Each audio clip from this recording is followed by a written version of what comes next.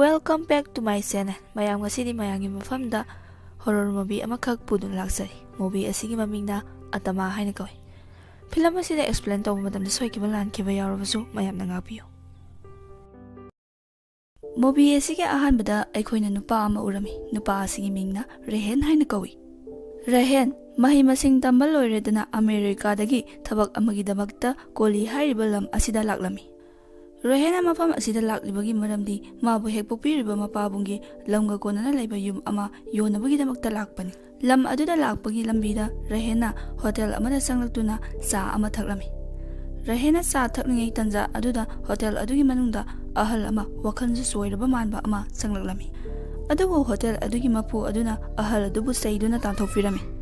Rehendi mataw adu yamna nungaitana yengjarami. Ngahaki matungda Rehensu hotel adudagi tholoktuna mana purakliba gari adugi manakta sangsilakpa matamda ngasaigi ahal adu gari adugi nakanda napi phoiduna saba uraklami. Ahal adugi mataw aduda Rehensu gari romda kakhatana na ahal aduna lariba nakalomda khong thangduna sanglaklami. Aduga magi ayawa paisa khara lauthoktuna ahal aduda garigumba masau haiduna pirami.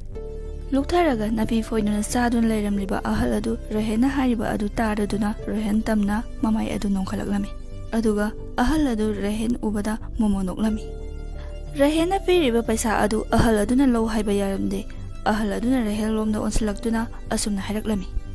Nang asidi mafam asida laklaba isorna nangbu thabirakpani. Aduga nangnasu ngamgani. Asumna hairamlaga Rehena piriba paisa adu lowdana ahal adu lauduna satkirami. Ahal aduna lauriba adu atay nate taibang pan sembiriba isorbu thagat wafam haiduna lauduna satlibani. Rehendi ahal adugi mawong mataw aduda ngaksana na yengduna lehawi. Rehengi family asi Amerikada punna lairami. Koli hariba lam asida lairiba yum asi senanabagidamagta miyoy ahungkak thanami. Miyoy ahungi marak adudagi babu kauba nupa amasu numidang siduna lairamki. Rehena doktor singda asiba adugi matangda hangba satlami. Asiba adugi matangda Dr. Singna asumna hairaklami. Babu kauba nupa asi heart attack ta sibani haina hairaklami. Aduga babuga laiminaramba nupa anidunadi yamna pakhatna babu asi heart attack tawduna siba nate lai fattabana hatpani haina hairaklami. Adubu makhoi anina hairiba adu Rehena thajaba ngamlamde. Rehengi yumda lairamba makhoi anidudi yum aduda amuk hanna laiba ngamlaroi haiduna yum adubu thadokduna satkira. Aduga Rehen yum aduda matong khakta laklami. Yum adugi akoibada yum amata taramdi. Hek ubada akiba fawa mafam amasu oirami. Yum aduda hek yaubaga panthaba tawdana yum adugi posai sing adu amamam toina yenglaklami. Uri ka ama sosejet londuna lariba adu. Asum tarba tungda Rehena mapabungda thokliba thokdoksing asigi matangda pumnamak tamlami. Aduga Rehengi mapana Rehenda asumna hairaklami. Numit 10 manungda thokliba thokdoksing asigi matangda pumnamak khangdoknaba hotnagadabani haina hairaklami. Mapabungga wari sanaba loiraduna mai onthorakpa matamda Rehenna thong ama hangdok hangjen tawbagi makhol ama taraklami. Rehensu yamna ngakna haidok haijin tawduna lairiba thong adu tamna changsilaklami. Haidok haijin tawduna lairamliba thong adu Rehenna phajana lonsilami. Asumna lairingai tanja aduda nupi amagi khonjal amana yamna kanna lauduna pot ama thugaibagi makhol ama taraklami. Rehensu khongai tuna tarakliba khonjal adu tamna khong thangduna chelaklami. Uri ngasai Rehenna yum asida ahanba lakpa matamda ka ama so jeje losinna lehauba adu haujikti mi amana so asibu thugaibagi mawongda so adu lemaida taduna lairamba. Rehensu thong phakaiduna lairamliba ka aduda angakpa amaga loinana khong thangduna changsilaklami. Aikhoina khangwa ngami ka asi kanagumba miyoi amagi ka amani haiba. Ka adugi akoiba amamamta oina yenglakpa matamda angawa phina kupa posak ama leiba aikhoina urami. Rehenna tamna angawa phi adubu lauthoklami. Angawa phina kupliba posak asi atai karisu nate hek ubada nusiba fawa sangkhona fajarabi nupi amagi saktamni. Photo asida tariba nupi asigi saktamda Rehensu mit kupta yengduna adumak lairami. Aikhoina ui asumna lairingai tanja aduda Rehengi tunglomda khusa amagi mami tarakpa. Adubu Rehenadi khusa asibu uba ngamlamde. Asumna matam haukibana ahingi matam oisilaklami. Pungsu ani sapchana taraklami.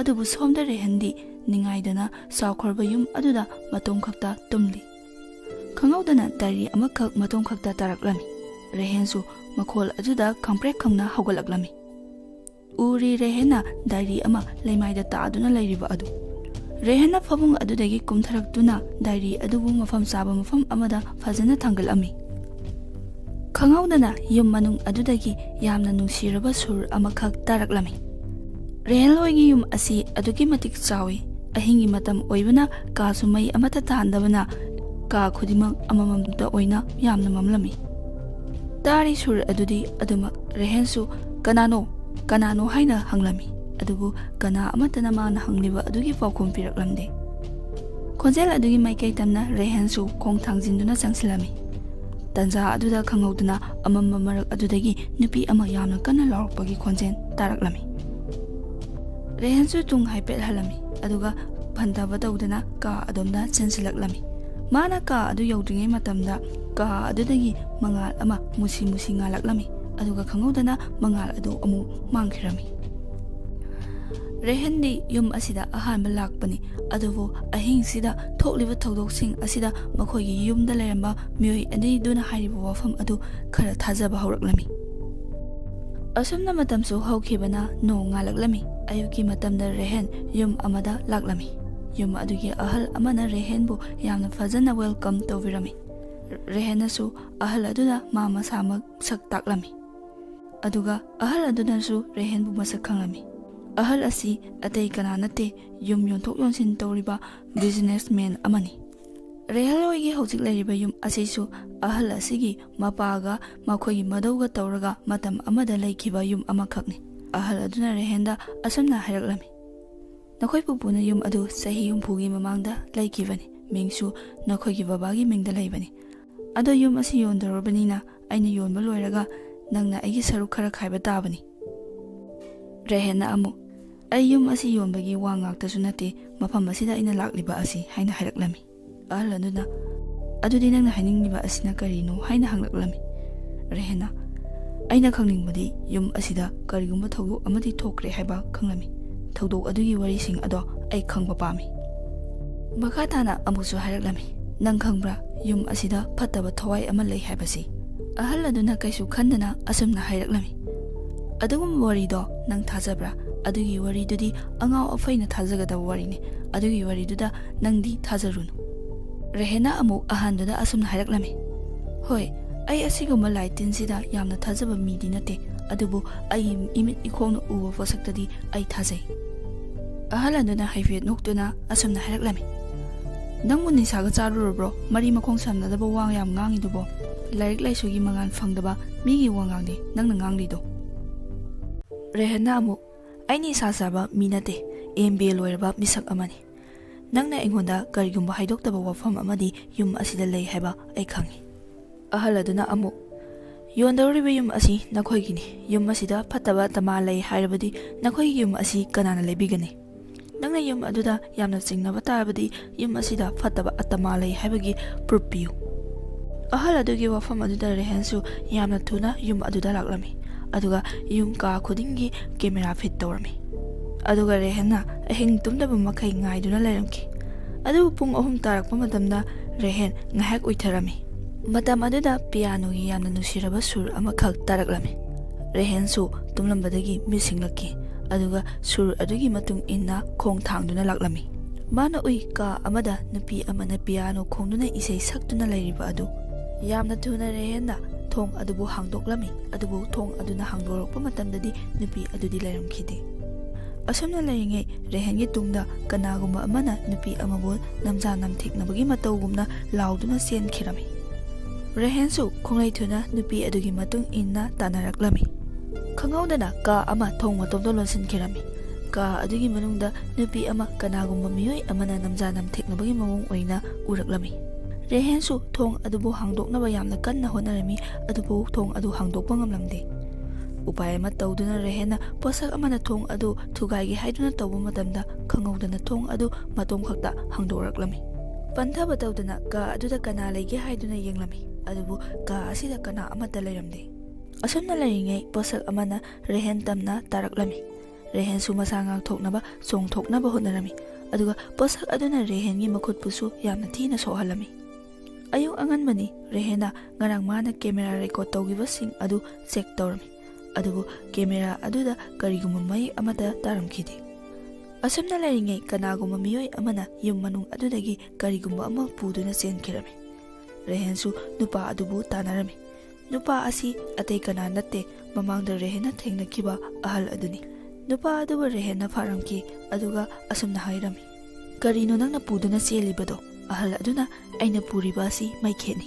ꯔꯦꯍꯦꯟꯅ ꯑꯃꯨꯛ ꯃꯤꯒꯤ ꯃꯌꯨꯝ ꯑꯃꯗꯒꯤ ꯄꯣꯠ ꯑꯃ ꯍꯦꯛꯇ ꯂꯧꯔꯒ ꯆꯠꯄ ꯌꯥꯕ꯭ꯔꯥ ꯍꯥꯏꯔꯛꯂꯝꯃꯤ꯫ ꯑꯍꯜ ꯑꯗꯨꯅ ꯑꯁꯨꯝꯅ ꯍꯥꯏꯔꯛꯂꯝꯃꯤ, "ꯅꯪꯅ ꯂꯩꯔꯤꯕ ꯌꯨꯝ ꯑꯁꯤ ꯆꯍꯤ 40ꯒꯤ ꯃꯃꯥꯡꯗꯒꯤ ꯍꯧꯅ ꯐꯠꯇ꯭ꯔꯕ ꯑꯇꯃꯥ ꯀꯌꯥꯅ ꯂꯩꯕ ꯌꯨꯝ ꯑꯃꯅꯤ꯫ ꯑꯗꯨꯅ ꯑꯩꯅ ꯅꯪꯉꯣꯟꯗ ꯋꯥ ꯈꯔ ꯍꯥꯏꯕ ꯄꯥꯝꯃꯤ꯫ ꯌꯨꯝ ꯑꯁꯤꯗ ꯂꯩꯔꯤꯕ ꯑꯇꯃꯥ ꯑꯁꯤꯅ ꯌꯨꯝ ꯃꯅꯨꯡꯗ ꯁꯥꯟꯅꯕ ꯋꯥꯔꯤ ꯄꯨꯝꯅꯃꯛ ꯇꯥꯏ꯫ ꯃꯔꯝ ꯑꯁꯤꯅꯅꯤ ꯑꯩꯅ ꯅꯪꯕꯨ ꯃꯐꯝ ꯑꯁꯤꯗ ꯀꯧꯊꯣꯛꯂꯤꯕꯁꯤ" ꯍꯥꯏꯅ ꯍꯥꯏꯔꯛꯂꯝꯃꯤ꯫ "ꯌꯨꯝ ꯑꯁꯤꯗ ꯂꯩꯔꯤꯕ ꯑꯇꯃꯥ ꯑꯁꯤꯒꯤ ꯃꯃꯤꯡ ꯅꯪ ꯄꯟꯒꯅꯨ꯫ ꯅꯪꯅ ꯀꯔꯤꯒꯨꯝꯕ ꯄꯟꯕ ꯇꯥꯔꯕꯗꯤ ꯃꯥꯒꯤ ꯄꯋꯥꯔ ꯑꯁꯤ ꯍꯦꯟꯅ ꯀꯟꯈꯠꯂꯛꯀꯅꯤ꯫ ꯑꯗꯨꯒ ꯑꯍꯜ ꯑꯗꯨꯅ ꯔꯦꯍꯦꯟꯒꯤ ꯑꯁꯣꯛꯄ ꯃꯈꯨꯠ ꯑꯗꯨꯕꯨ ꯎꯔꯝꯃꯤ꯫ ꯑꯍꯜ ꯑꯗꯨꯅ ꯔꯦꯍꯦꯟꯒꯤ ꯑꯁꯣꯛꯄ ꯃꯈꯨꯠ ꯑꯗꯨꯕꯨ ꯀꯩꯗꯧꯕꯗ ꯁꯣꯛꯂꯤꯅꯣ ꯍꯥꯏꯅ ꯍꯪꯂꯝꯃꯤ꯫ ꯔꯦꯍꯦꯟꯁꯨ "ꯉꯔꯥꯡ ꯁꯣꯛꯄꯅꯤ" ꯍꯥꯏꯅ ꯈꯨꯝꯂꯛꯂꯝꯃꯤ꯫ ꯑꯍꯜ ꯑꯁꯤ ꯃꯇꯝ ꯑꯌꯥꯝꯕꯗ ꯀꯪꯀꯔ ꯑꯗꯨꯝ ꯁꯤꯖꯤꯟꯅꯔꯝꯃꯤ꯫ ꯃꯇꯝ ꯑꯗꯨꯗ ꯑꯍꯜ ꯑꯗꯨꯅ ꯀꯪꯀꯔ ꯑꯗꯨꯒꯤ ꯃꯩꯈꯨ ꯑꯗꯨ ꯔꯦꯍꯦꯟꯒꯤ ꯑꯁꯣꯛꯄ ꯃꯈꯨꯠꯇ ꯀꯥꯝꯖꯤꯜꯂꯝꯃꯤ ꯑꯗꯨꯒ ꯑꯍꯜ ꯑꯗꯨꯅ ꯑꯁꯨꯝꯅ ꯍꯥꯏꯔꯛꯂꯝꯃꯤ, "ꯁꯣꯛꯁꯨ ꯁꯣꯛꯇꯕ ꯅꯈꯨꯠ ꯑꯁꯤꯗ ꯁꯣꯛꯏ ꯍꯥꯏꯖꯤꯟꯕ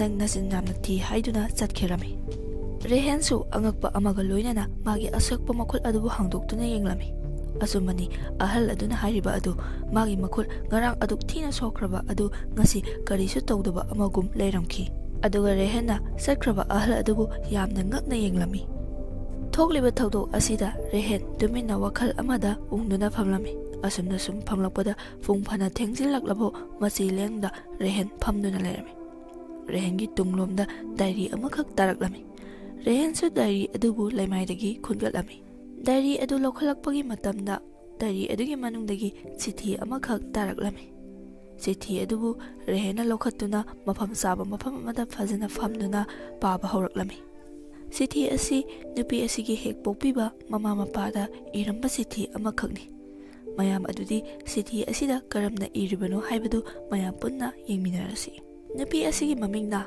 ꯃꯤꯔꯥ ꯍꯥꯏꯅ ꯀꯧꯏ꯫ ꯅꯨꯄꯤ ꯑꯁꯤꯒꯤ ꯃꯃꯥ ꯃꯄꯥ ꯑꯁꯤ ꯅꯨꯃꯤꯠ 4ꯅꯤꯒꯤ ꯌꯨꯝ ꯑꯗꯨ ꯊꯥꯗꯣꯛꯇꯨꯅ ꯆꯠꯄ ꯇꯥꯔꯝꯃꯤ꯫ ꯌꯨꯝ ꯑꯗꯨꯗ ꯃꯈꯣꯏꯒꯤ ꯀꯤꯆꯟꯒꯤ ꯊꯝꯕ ꯅꯨꯄꯤ ꯃꯥꯔꯒꯦꯠ ꯀꯧꯕ ꯑꯃꯒ ꯃꯤꯔꯥꯒ ꯃꯈꯣꯏ ꯑꯅꯤꯈꯛ ꯂꯩꯔꯝꯃꯤ꯫ ꯃꯤꯔꯥ ꯑꯁꯤ ꯄꯤꯌꯥꯅꯣꯕꯨ ꯌꯥꯝꯅ ꯄꯥꯝꯖꯕ ꯅꯨꯄꯤ ꯑꯃꯈꯛꯅꯤ꯫ ꯃꯤꯔꯥꯅ ꯃꯥꯒꯤ ꯑꯣꯖꯥꯗ "ꯃꯇꯝ ꯈꯔ ꯄꯤꯌꯥꯅꯣ ꯇꯝꯕ ꯂꯥꯛꯆꯔꯔꯣꯏ, ꯑꯩꯒꯤ ꯃꯃꯥ ꯕꯕꯥꯗꯨ ꯃꯇꯝ ꯈꯔꯒꯤꯗꯃꯛꯇ ꯌꯨꯝ ꯑꯗꯨ ꯊꯥꯗꯣꯛꯇꯨꯅ ꯆꯠꯈ꯭ꯔꯦ" ꯍꯥꯏꯅ ꯍꯥꯏꯔꯛꯂꯝꯃꯤ꯫ ꯃꯇꯝ ꯑꯗꯨꯗ ꯄꯤꯌꯥꯅꯣꯒꯤ ꯑꯣꯖꯥ ꯑꯗꯨꯅ ꯃꯤꯔꯥꯒꯤ ꯃꯐꯝꯗ ꯑꯁꯨꯝꯅ ꯍꯥꯏꯔꯛꯂꯝꯃꯤ, "ꯃꯤꯔꯥꯒꯤ ꯌꯨꯝꯗ ꯂꯥꯛꯇꯨꯅ ꯄꯤꯌꯥꯅꯣ ꯑꯗꯨ ꯇꯝꯂꯁꯤ" ꯍꯥꯏꯅ ꯍꯥꯏꯔꯛꯂꯝꯃꯤ꯫ ꯃꯤꯔꯥꯁꯨ ꯋꯥꯐꯝ ꯑꯗꯨ ꯌꯥꯝꯅ ꯍꯔꯥꯎꯖꯔꯝꯃꯤ꯫ ꯑꯁꯨꯝꯅ ꯍꯥꯏꯅꯈꯤꯕꯅ ꯑꯣꯖꯥ ꯑꯗꯨꯁꯨ ꯃꯤꯔꯥꯒꯤ ꯌꯨꯝꯗ ꯂꯥꯛꯇꯨꯅ ꯄꯤꯌꯥꯅꯣ ꯇꯝꯕ ꯍꯧꯔꯛꯂꯝꯃꯤ꯫ ꯃꯤꯔꯥꯗꯤ ꯌꯥꯝꯅ ꯆꯝꯖꯕꯤ ꯅꯨꯄꯤ ꯃꯆꯥ ꯑꯃꯅꯤ꯫ ꯑꯣꯖꯥ ꯑꯗꯨꯅ ꯃꯤꯔꯥꯒꯤ ꯐꯖꯕꯗ ꯀꯜꯂꯛꯄ ꯐꯥꯎꯔꯝꯃꯤ꯫ ꯑꯣꯖꯥ ꯑꯗꯨꯅ ꯃꯤꯔꯥꯒꯤ ꯃꯅꯥꯛ ꯅꯛꯁꯤꯟꯅꯕ ꯌꯥꯝꯅ ꯀꯟꯅ ꯍꯣꯠꯅꯔꯝꯃꯤ ꯑꯗꯨꯒ ꯃꯤꯔꯥꯕꯨ ꯃꯤ ꯂꯩꯇꯕ ꯇꯟꯖꯥ ꯌꯦꯡꯗꯨꯅ ꯅꯝꯖꯥ ꯅꯝꯊꯦꯛꯅꯕ ꯍꯣꯠꯅꯔꯝꯃꯤ꯫ ꯃꯤꯔꯥꯁꯨ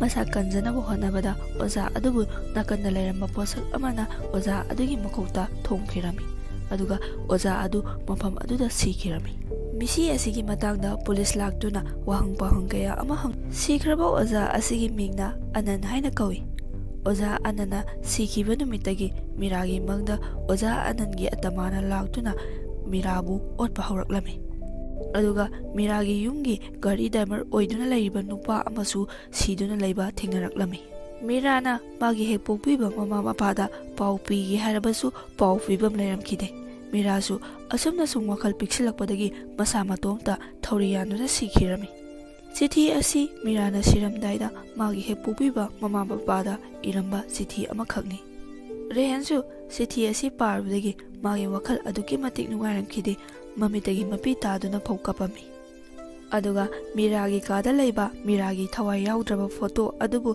ꯌꯥꯝꯅ ꯅꯨꯡꯁꯤꯅ ꯌꯦꯡꯖꯔꯝꯃꯤ ꯑꯗꯨꯒ ꯐꯣꯇꯣ ꯑꯗꯨꯕꯨ ꯔꯨꯝ ꯑꯗꯨꯒꯤ ꯋꯥꯜꯗ ꯐꯖꯅ ꯊꯦꯠꯆꯤꯟꯕꯤꯔꯝꯃꯤ꯫ ꯑꯉꯟꯕ ꯑꯌꯨꯛꯇ ꯔꯦꯍꯦꯟꯅ ꯂꯥꯏ ꯇꯤꯟꯒꯤ ꯃꯔꯝꯗ ꯐꯖꯅ ꯍꯩꯔꯕ ꯅꯨꯄꯤ ꯑꯃꯒꯤ ꯃꯅꯥꯛꯇ ꯂꯥꯛꯂꯝꯃꯤ꯫ Nupi asina Rehenbu udrige magi masada kanagumba miyoi amana mabu unaba lakle haibasi khanglami.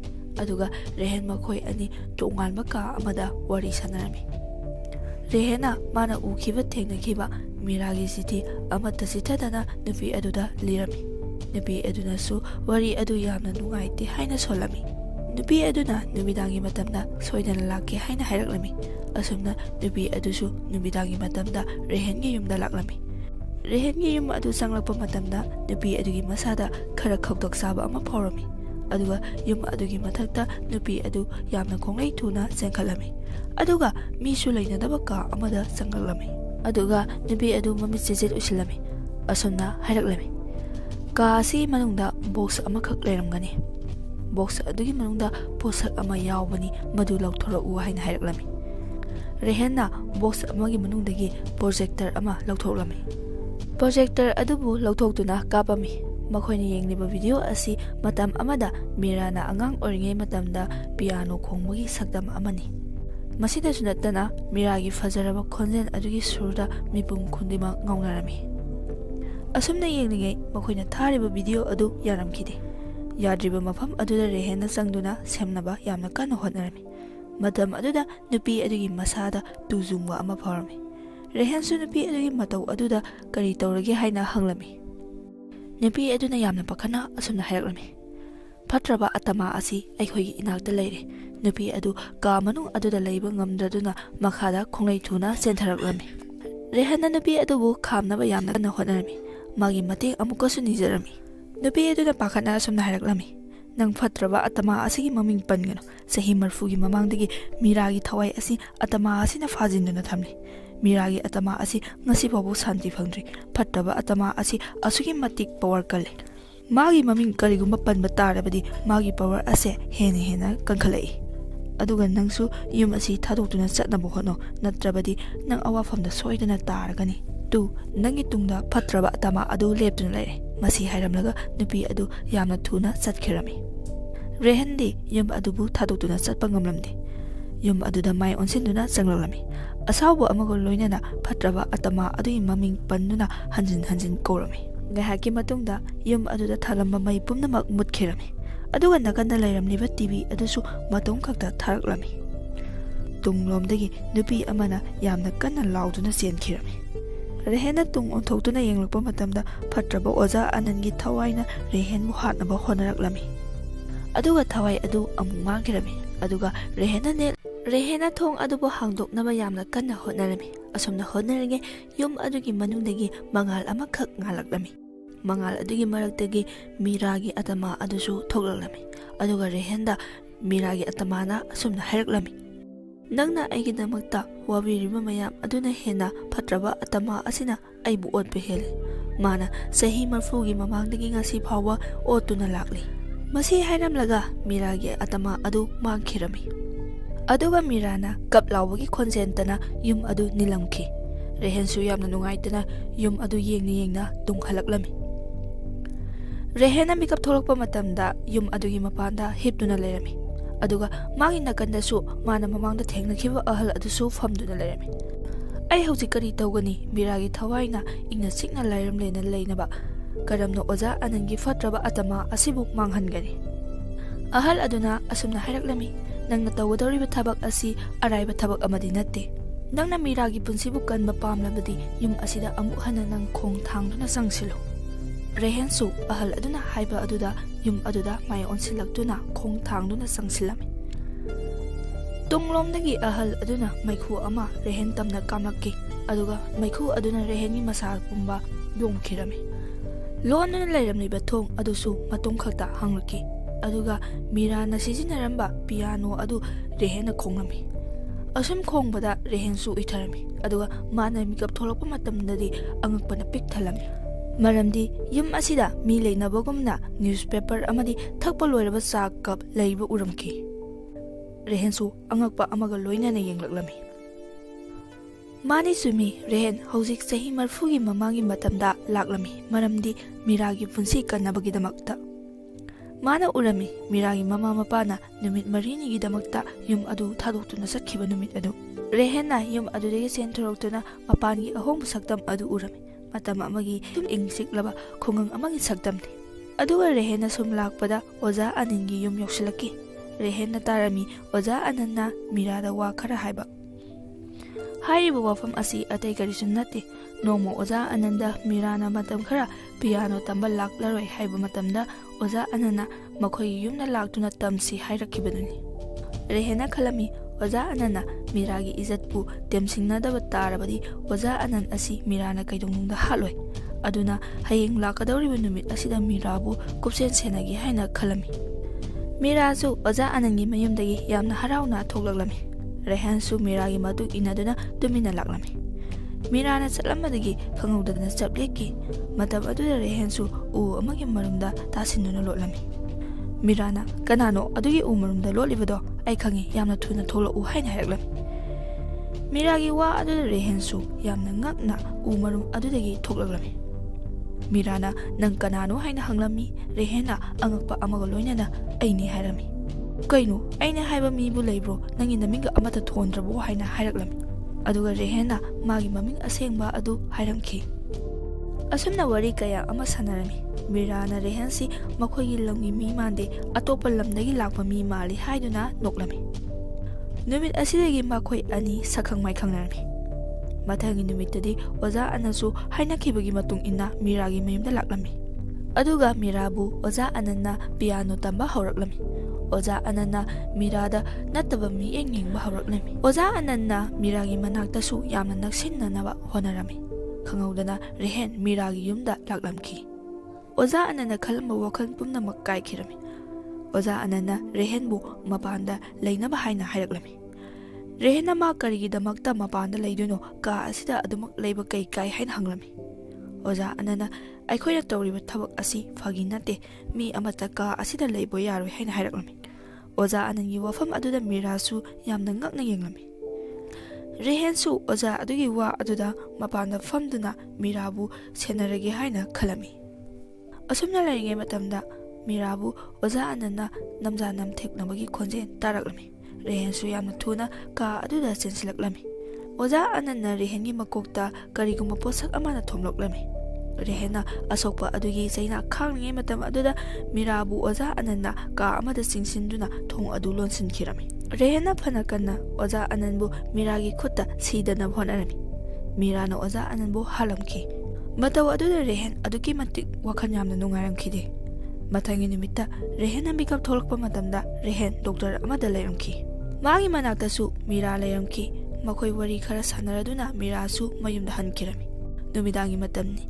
Rehenna leiriba ka aduga hek thangnana nupa khara ahal oiba amasu leiramki ahal aduna Rehenda asumna hailaklami nangi nanakta ngasai laklamba nupi ado haujik sokpadagi doctor asida pukhalakharabani haina hailaklami Rehen khampra khangna mikap tholaklami mangoda ahal aduna haiba adu mang oiramki adubu Mirada karigumba ama thokadore haibasi Rehenna khanglakpadagi Rehen yamna thuna cycle ama thauduna yumduda laklami aikhoina khangba ngame Miragi yumda leiba misak ama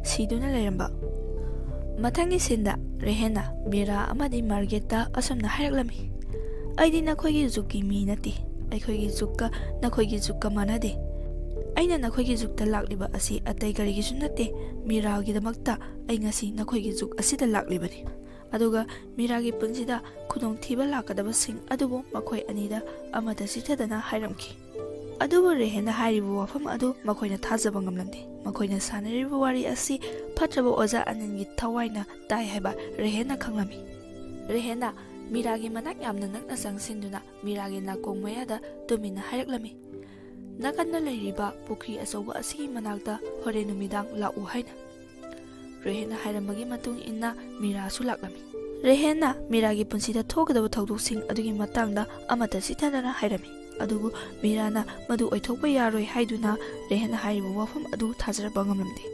Rehenna amukasu aina khoigi zuki mi nate aina ngasi lakliba asi nangi punsibu kange haiduna laklibani haina kayarak hana hairami Rehenna haijaba aduda Mirasu thajraki aduga makhoi ani pastor amagi manakta laklami makhoi anina pastor asigi manakta lakliba asi phataba atama asibu mataw karamna manghangani haiduna tanaba laklibani pastor aduna asumna hailaklami ꯐꯠꯇ꯭ꯔꯕ ꯑꯣꯖꯥ ꯑꯅꯤ ꯊꯋꯥꯏ ꯑꯁꯤꯅ ꯃꯤꯔꯥꯕꯨ ꯑꯗꯨꯃꯛ ꯁꯦꯟꯅꯗꯨꯅ ꯂꯩꯔꯦ ꯊꯋꯥꯏ ꯑꯁꯤ ꯄꯥꯛꯅ ꯃꯥꯡꯍꯟꯕ ꯉꯝꯂꯣꯏ ꯊꯋꯥꯏ ꯑꯁꯤꯒꯤ ꯀꯔꯤꯒꯨꯝꯕ ꯄꯣꯠꯁꯛ ꯑꯃ ꯌꯨꯝ ꯑꯗꯨꯗ ꯂꯩꯔꯤ ꯃꯗꯨꯅ ꯃꯥꯒꯤ ꯊꯋꯥꯏ ꯑꯁꯤ ꯄꯥꯛꯅ ꯃꯥꯡꯍꯟꯕ ꯉꯝꯂꯣꯏꯗꯧꯔꯤ ꯊꯋꯥꯏ ꯑꯁꯤꯕꯨ ꯃꯥꯡꯍꯟꯕ ꯍꯥꯏꯕꯁꯤ ꯑꯆꯝꯕ ꯃꯤ ꯑꯃꯅꯗꯤ ꯉꯝꯂꯣꯏ ꯄꯥꯁꯇꯔ ꯑꯗꯨꯅ ꯂꯥꯏꯁꯪ ꯑꯃꯈꯛ ꯇꯥꯛꯂꯛꯂꯝꯃꯤ ꯑꯗꯨꯒ ꯑꯁꯨꯝꯅ ꯑꯃꯨꯛꯁꯨ ꯍꯥꯏꯔꯛꯂꯝꯃꯤ ꯂꯥꯏꯁꯪ ꯑꯗꯨꯗ ꯑꯍꯜ ꯑꯃꯁꯨ ꯂꯩꯔꯝꯒꯅꯤ ꯑꯍꯜ ꯑꯗꯨꯅ ꯅꯈꯣꯏꯗ ꯃꯇꯧ ꯀꯔꯝꯅ ꯊꯋꯥꯏ ꯑꯁꯤ ꯃꯥꯡꯍꯟꯒꯅꯤ ꯍꯥꯏꯕꯗꯨ ꯍꯥꯏꯔꯛꯀꯅꯤ ꯔꯦꯍꯦꯜ ꯑꯃꯗꯤ ꯃꯤꯔꯥ ꯃꯈꯣꯏ ꯑꯍꯨꯝ ꯌꯨꯝ ꯑꯗꯨꯕꯨ ꯊꯥꯗꯣꯛꯇꯨꯅ ꯂꯥꯛꯂꯝꯃꯤ ꯍꯣꯇꯦꯜ ꯑꯃꯗꯒꯤ ꯔꯨꯝ ꯑꯃ ꯂꯧꯗꯨꯅ ꯂꯩꯔꯝꯈꯤ ꯑꯍꯤꯡꯒꯤ ꯃꯇꯝꯗ ꯐꯣꯜ ꯑꯃꯈꯛ ꯂꯥꯛꯂꯝꯃꯤ ꯃꯥꯔꯒꯦꯠꯅ ꯍꯧꯒꯠꯇꯨꯅ ꯐꯣꯜ ꯑꯗꯨꯕꯨ ꯄꯥꯏꯔꯝꯃꯤ ꯑꯗꯨꯒ ꯐꯣꯜ ꯑꯗꯨꯗ ꯀꯔꯤꯁꯨ ꯈꯨꯝꯂꯛꯇꯦ ꯃꯥꯔꯒꯦꯠꯅ ꯍꯟꯖꯤꯟ ꯍꯟꯖꯤꯟ ꯀꯅꯥꯅꯣ ꯍꯥꯏꯅ ꯍꯪꯂꯝꯃꯤ ꯑꯗꯨꯒ ꯉꯥꯏꯍꯥꯛ ꯂꯩꯔꯒ ꯌꯥꯝꯅ ꯑꯀꯤꯕ ꯐꯥꯎꯕ ꯈꯣꯟꯖꯦꯜ ꯑꯃꯗ ꯑꯅꯟ ꯍꯥꯏꯅ ꯍꯥꯏꯔꯛꯂꯝꯃꯤ ꯃꯥꯔꯒꯦꯠꯁꯨ ꯄꯥꯞ ꯑꯣꯏꯍꯧꯗꯕꯅ ꯑꯅꯟ ꯍꯥꯏꯅ ꯃꯆꯤꯟꯗ ꯁꯣꯟꯈꯤꯔꯝꯃꯤ ꯑꯗꯨꯒ ꯊꯋꯥꯏ ꯑꯗꯨ ꯍꯧꯅ ꯍꯧꯅ ꯅꯣꯛꯂꯛꯈꯤ ꯃꯥꯔꯒꯦꯠꯀꯤ ꯍꯛꯆꯥꯡꯗ ꯐꯠꯇ꯭ꯔꯕ ꯑꯣꯖꯥ ꯑꯅꯟꯒꯤ ꯊꯋꯥꯏ ꯆꯪꯈꯤꯔꯝꯃꯤ ꯑꯗꯨꯒ ꯃꯤꯔꯥꯕꯨ ꯃꯥꯔꯒꯦꯠꯅ ꯍꯥꯠꯅꯕ ꯍꯣꯠꯅꯔꯝꯃꯤ ꯃꯤꯔꯥꯒꯤ ꯈꯣꯟꯖꯦꯜ ꯑꯗꯨꯗ ꯔꯦꯍꯦꯟꯁꯨ ꯌꯥꯝꯅ ꯊꯨꯅ ꯃꯤꯔꯥꯅ ꯂꯩꯔꯤꯕ ꯀꯥ ꯑꯗꯨꯗ ꯆꯪꯁꯤꯜꯂꯛꯈꯤ ꯑꯁꯨꯝꯅ ꯃꯈꯣꯏ ꯃꯁꯦꯟ ꯃꯨꯛꯅꯔꯕ ꯇꯨꯡꯗ ꯀꯔꯤꯒꯨꯝꯕ ꯄꯣꯠꯁꯛ ꯑꯃꯅ ꯃꯥꯔꯒꯦꯠꯀꯤ ꯅꯪꯒꯟꯗ ꯊꯤꯟꯈꯤꯔꯝꯃꯤ ꯑꯗꯨꯒ ꯔꯦꯍꯦꯟꯅ ꯃꯤꯔꯥꯕꯨ ꯄꯨꯗꯨꯅ ꯆꯦꯜꯂꯛꯂꯝꯃꯤ ꯃꯊꯪꯒꯤ ꯅꯨꯃꯤꯠꯇ ꯄꯥꯁꯇꯔ ꯑꯗꯨꯅ ꯂꯥꯏ ꯈꯣꯏꯔꯝꯃꯤ ꯂꯥꯏꯅꯤꯡꯉꯩ ꯃꯇꯝ ꯑꯗꯨꯗ ꯐꯠꯇ꯭ꯔꯕ ꯑꯇꯃꯥ ꯑꯗꯨꯅ ꯂꯤꯟꯒꯤ ꯁꯛꯇꯝ ꯂꯧꯗꯨꯅ ꯂꯥꯛꯂꯒ ꯄꯥꯁꯇꯔ ꯑꯗꯨꯕꯨ ꯆꯤꯛꯇꯨꯅ ꯍꯥꯠꯇꯣꯛꯂꯝꯃꯤ ꯃꯤꯔꯥ ꯑꯃꯗꯤ ꯔꯦꯍꯦꯟꯁꯨ ꯄꯥꯁꯇꯔ ꯑꯗꯨꯅ ꯍꯥꯏꯈꯤꯕ ꯂꯥꯏꯁꯪ ꯑꯗꯨꯗ ꯂꯥꯛꯂꯝꯃꯤ ꯃꯈꯣꯏꯅ ꯂꯥꯛꯄ ꯃꯇꯝꯗ ꯑꯣꯖꯥ ꯑꯅꯟꯒꯤ ꯐꯠꯇꯕ ꯑꯇꯃꯥ ꯆꯪꯂꯕ ꯃꯥꯔꯒꯦꯠꯅ ꯔꯦꯍꯦꯟ ꯍꯣꯏꯕꯨ ꯇꯥꯟꯅꯔꯛꯂꯝꯃꯤ ꯂꯥꯏꯁꯪ ꯑꯗꯨꯗ ꯆꯪꯈꯤꯗꯅꯕ ꯃꯥꯔꯒꯦꯠꯅ ꯃꯈꯣꯏꯗ ꯑꯦꯇꯦꯛ ꯀꯌꯥ ꯇꯧꯔꯛꯂꯝꯃꯤ ꯑꯁꯨꯝꯅ ꯂꯥꯏꯁꯪ ꯑꯗꯨꯒꯤ ꯊꯣꯡꯖꯤꯟ ꯌꯧꯔꯝꯗꯥꯏꯗ ꯃꯥꯔꯒꯦꯠꯅ ꯃꯤꯔꯥꯕꯨ ꯄꯨꯗꯨꯅ ꯆꯠꯅꯕ ꯍꯣꯠꯅꯔꯛꯂꯝꯃꯤ ꯔꯦꯍꯦꯟꯅ ꯃꯥꯔꯒꯦꯠꯀꯤ ꯃꯈꯣꯡ ꯑꯗꯨꯕꯨ ꯌꯥꯟꯗꯨꯅ ꯂꯥꯏꯁꯪ ꯑꯗꯨꯗ ꯈꯣꯡ ꯊꯥꯡꯖꯤꯟꯅꯕ ꯍꯣꯠꯅꯔꯝꯃꯤ ꯂꯥꯏꯁꯪ ꯃꯅꯨꯡ ꯑꯗꯨꯗ ꯃꯥꯔꯒꯦꯠꯀꯤ ꯈꯣꯡ ꯑꯗꯨꯕు ꯅꯝꯗꯅ ꯊꯥꯡꯖꯤꯜꯍꯜꯂꯝꯃꯤ ꯈꯣꯡ ꯑꯗꯨꯅ ꯊꯥꯡꯖꯤꯟꯕꯗꯒꯤ ꯃꯥꯔꯒꯦꯠꯀꯤ ꯍꯛꯆꯥꯡ ꯑꯗꯨ ꯈꯥꯡꯕ ꯉꯝꯗꯗꯨꯅ ꯄꯥꯏꯗꯨꯅ ꯆꯠꯈꯤꯔꯝꯃꯤ ꯃꯤꯔꯥ ꯑꯃꯗꯤ ꯔꯦꯍꯦꯟꯁꯨ ꯂꯥꯏꯁꯪ ꯑꯗꯨꯗ ꯈꯣꯡ ꯊꯥꯡꯖꯤꯟꯗꯨꯅ ꯆꯪꯁꯤꯜꯂꯝꯃꯤ ꯑꯍꯜ ꯑꯃꯈꯛ ꯂꯥꯏꯁꯪꯗ ꯑꯣꯟꯁꯤꯟꯗꯨꯅ ꯂꯩꯔꯝꯃꯤ ꯃꯤ ꯂꯥꯛꯄꯒꯤ ꯁꯥꯃꯤꯟ ꯐꯪꯕꯗꯒꯤ ꯑꯍꯜ ꯑꯗꯨꯁꯨ ꯃꯈꯣꯏꯗ ꯌꯦꯡꯂꯛꯂꯝꯃꯤ ꯌꯥꯝꯅ ꯉꯛꯂꯤꯕꯗꯤ ꯔꯦꯍꯦꯟꯒꯤ ꯖꯨꯛꯇ ꯂꯩꯍꯧꯔꯤꯕ ꯑꯍꯜ ꯑꯗꯨ ꯃꯤꯔꯥꯒꯤ ꯖꯨꯛꯇꯁꯨ ꯑꯃꯨꯛ ꯂꯩꯔꯝꯈꯤ ꯑꯍꯜ ꯑꯁꯤ ꯃꯤꯑꯣꯏꯕ ꯑꯃ ꯅꯠꯇꯦ ꯏꯁꯣꯔꯒꯤ ꯃꯅꯥꯏ ꯑꯃꯈꯛ ꯑꯣꯏꯔꯝꯃꯤ ꯃꯤꯔꯥ ꯑꯃꯗꯤ ꯔꯦꯍꯦꯟꯒꯤꯗꯃꯛꯇ ꯏꯁꯣꯔꯅ ꯊꯥꯔꯛꯄ ꯑꯣꯏꯔꯝꯈꯤ ꯃꯈꯣꯏꯅ ꯑꯍꯜ ꯑꯗꯨꯗ ꯑꯁꯨꯝꯅ ꯍꯪꯂꯝꯃꯤ ꯐꯠꯇ꯭ꯔꯕ ꯑꯣꯖꯥ ꯑꯅꯟꯒꯤ ꯃꯊꯧ ꯃꯉꯝ ꯑꯁꯤ ꯃꯇꯧ ꯀꯔꯝꯅ ꯂꯣꯏꯁꯤꯟꯒꯅꯤ ꯑꯍꯜ ꯑꯗꯨꯅ ꯑꯁꯨꯝꯅ ꯍꯥꯏꯔꯛꯂꯝꯃꯤ ꯑꯣꯖꯥ ꯑꯅꯟꯅ ꯁꯤꯕ ꯅꯨꯃꯤꯠꯇ ꯃꯥꯒꯤ ꯏ ꯈꯔ ꯃꯤꯔꯥꯅ ꯁꯤꯔꯤꯕ ꯂꯤꯛ ꯑꯁꯤꯗ ꯄꯛꯇꯨꯅ ꯂꯩꯍꯧꯔꯤ ꯑꯗꯨꯅ ꯃꯤꯔꯥꯅ ꯆꯠꯄ ꯈꯨꯗꯤꯡꯒꯤ ꯑꯣꯖꯥ ꯑꯅꯟꯒꯤ ꯊꯋꯥꯏꯅ ꯑꯗꯨꯃꯛ ꯏꯟꯅꯗꯨꯅ ꯂꯩꯔꯤꯕꯅꯤ ꯂꯤꯛ ꯑꯁꯤ ꯇꯔꯥꯏꯅ ꯃꯥꯡꯍꯟꯕꯁꯨ ꯌꯥꯔꯣꯏ ꯂꯤꯛ ꯑꯁꯤ ꯒꯨꯍꯥ ꯑꯃꯗ ꯊꯥꯗꯒꯗꯕꯅꯤ ꯒꯨꯍꯥ ꯑꯗꯨꯁꯨ ꯑꯍꯜ ꯑꯗꯨꯅ ꯇꯥꯛꯂꯛꯂꯝꯃꯤ ꯑꯍꯜ ꯑꯁꯤꯅ ꯃꯈꯣꯏ ꯑꯅꯤꯗ ꯂꯥꯏꯒꯤ ꯏꯁꯤꯡ खरा पीरकलमी इसिंग असी पीरकलिबा असी अतै करिगिसु नत्ते फट्टबा अतमा कया अमना मखोई तुंगने इनारकदौरी फट्टबा अतमासिंग अदुदगी ngakthoknabagidamakta इसिंग असी पीरकलिबनी मखोइना सुम लाकपदा गुहा अदु यौसिलकलमी लिंग अदुबु गुहा अदुदा थादनबा होनरिङै मतम अदुदा फट्टबा थवाई अदुना अयत अपन कया अमा पिरमी मीराना गुहा मनुंग अदुदा लिग अदुबु लंगथरमी अदुबु लिग अदु करिगुम पोसंग अमदा पनमना मरम ओइरगा थवाई अदु मांगबा ngamlamde रेहेना थौरी अमा तौदुना गुहा मनुंग अदुदा कुमथरकलमी पन्नुना लैरमलिबा लिग अदुबु यामना वाना इसिंग मनुंग अदुदा थादरमी फट्टबा अतमासिंग अदुसु लिग अदुना थादगिबदगी करिसु तौरकिद्रे लिग अदु थादबा लोइबदगी रेहेनसु गुहा अदुगी मथक्ता काखलके तौबा मतमदा थौरी अदु तत्तुना रेहेनसु गुहा मनुंग अदुदा तासनखिरमी रेहेना ज्ञान तारकपा मतमददी युम अदुगी ममांगदा हिप्तुना लेरमी रेहेन हौजिकती मखोइगी जुक्ता अमु हलकले यामना थुना युम अदुदा चेंसिलकी अदुगा लाइक अमादगी चिठी अमा लौथोक्तुना येंगलमी चिठी असि मीराना रेहेनगी मफमदा इरंबा चिठी अमाखकनी चिठी असिदा असुमने इरमी रेहेन चिठी असि नंगना पाबा थोक्लबदि अई इसामकना नंगी नफमदा इरंबा चिठी अमनी चिठी असि नंगना फंबा मतमददि अई ताइबंगपाल असिदा हिंदुना लैररोय नंगदि वहै अमा फाव हाइरमदना अई इफमदगी यामना लापना चटख्रे नंगना चटख्रबसु अईदि नंगबु अदुमक निंसिंदुना लैहौरी नंगना अईगी मपोकता लाक्तुना अनौबा मपोक अमा नंगना पोकपिरमले मतम खरा लैरगा राजेशका अईगा थेंगरे अखोई अनी लुहोंकी अदुगा अखोई अनीगी इसानुपा अमासु फंगजरे इसानुपा अदुगी मिंगना नंगी मिंग लौदुना रेहन हाइना थोले नंगा युम अदुदा अमुक संगकपा मतमददि अमुक हन्ना अईगी निंगमद्रबगी मिकप मिरावकोल अमुक हन्ना ताररोय ꯐꯤꯂꯝ ꯑꯁꯤ ꯃꯇꯥꯡ ꯑꯁꯤꯗ ꯂꯣꯏꯁꯤꯟꯈꯤꯔꯝꯃꯤ꯫ ꯁꯣꯏꯈꯤꯕ ꯂꯥꯟꯈꯤꯕ ꯌꯥꯎꯔꯕꯁꯨ ꯃꯌꯥꯝꯅ ꯀꯅꯥ ꯅꯠꯇꯦ ꯍꯥꯏꯗꯨꯅ ꯉꯥꯛꯄꯤꯔꯝꯃꯨ꯫